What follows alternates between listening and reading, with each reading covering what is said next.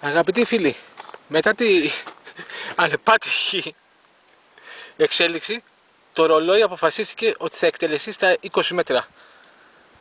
Λοιπόν, το έχουμε βάλει στη θέση του και είναι έτοιμο για τη χαριστική βολή.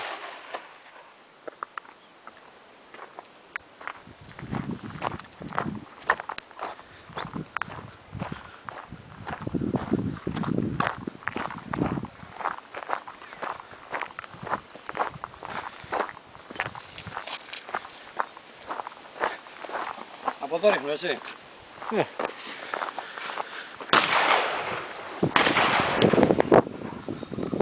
Πες μου πότε να ξεκινήσω.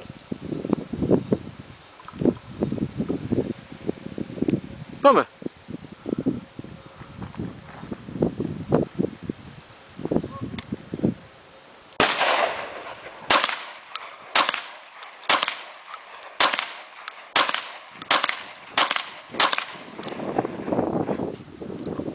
Μένω, Για πάμε να δούμε τι απέγινε το καημένο.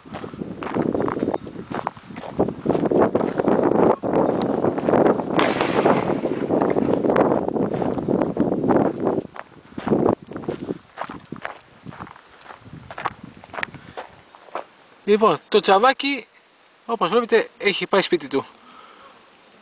1, 2, 3 τρύπες από σκάγια, οι δείκτες ανέπαφοι ακόμα. Τώρα θα του ρίξω κι εγώ κάποιες. Και σε λίγο το επόμενο βίντεο.